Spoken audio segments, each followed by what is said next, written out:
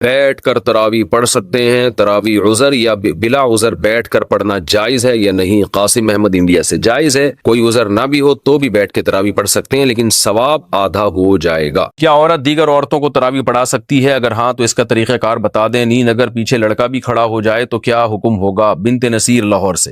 عورت کی امامت میں اگر لڑکا پیچھے کھڑا ہو جائے تو اس لڑکے کی تو بہرحال نماز نہیں ہوگی، کیونکہ مرد کو تو مرد ہی امامت کر سکتا ہے، لیکن عورت کی امامت کرے تو ہمیں اس بارے میں ایک روایت حضرت عائشہ سے ملتی ہے، لیکن اسلاف نے نہ اس پر عمل کیا، نہ ہمیں کوئی نبی صلی اللہ علیہ وسلم سے اس کی کوئی حوصلہ افزائی ملی، اور نہ کسی فقیہ نے اس عمل کو پسندیدہ عمل قرار دیا۔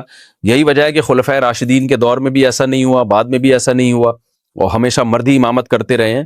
تو اس لیے حضرت عائشہ کے اس عمل سے یہ بہرحال پتہ چلتا ہے کہ اگر کوئی عورت ایسا کر لے گی تو پیچھے عورتوں کی نماز ہو جائے گی، لیکن یہ عمل بہرحال پسندیدہ ہے نہیں۔ دیگر احادیث کو بھی اگر ہم سامنے رکھ کے دیکھتے ہیں، کہیں بھی ایسا نہیں ملتا نا کہ نبی صلی اللہ علیہ وسلم نے جماعت عورتوں کی کروائی ہو اس طرح سے کہ عورت کو حکم دیا۔ مثال کے طور پر آپ صلی اللہ علیہ وسلم کی جماعت مسجد سے نکل جاتی تو آپ گھر میں آگے امہات کو اپنے پیچھے کھڑا کر کے خود نماز پڑھاتے تھے۔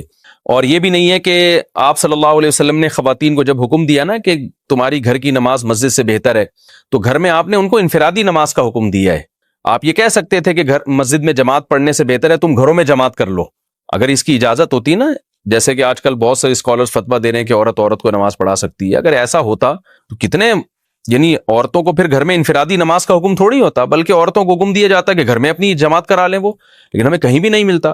تو صرف ایک حدیث کو دیکھ کے کبھی فیصلہ نہیں کیا جاتا، باقی بھی تمام احادیث کو دیکھا جاتا ہے۔ تو ان تمام احادیث کو دیکھ کے فقہا نے جو استدلال کیا وہ یہ ہے کہ اگر عورت کو نماز پڑھا دے تو نماز ہو تو بہرحال جائے گی، لیکن یہ عمل بہرحال مکروہ اور ناپسندیدہ ہے، یہ قابل ترغیب عمل نہیں ہے۔ اس لیے خواتین کو چاہیے کہ وہ انفرادی نماز پڑھیں، جماعت سے پڑھنی ہے تو مرد کو امام بنائیں، اس کی اقتداء میں نماز پڑھیں۔ اور اگر بالفرض عورت کو نماز پڑھاتی ہے مکروہ ہونے کے باوجود، وہ کہتی نہیں شوق ہے اس کو پڑھانے کا، تو پھر خواتین امام جو ہے نا وہ صف کے بیچ میں کھڑی ہوں گی، وہ آگے نہیں کھڑی ہوں گی، کیونکہ نماز میں عورت کو بہت زیادہ سمٹنے کا اور پردے کا حکم ہے، ایکسپوز ہونے کی اجازت نہیں ہے۔ تو اس میں پھر یہ ہے کہ وہ خواتین، جیسے حضرت عائشہ کے بارے میں یہی ہے نا کہ خواتین کے بیچ میں تھیں وہ، تو پھر آگے جانے کے بجائے جہاں صف ہے اسی کے بیچ میں وہ عورت کھڑی ہو کے نماز پڑھائے گی۔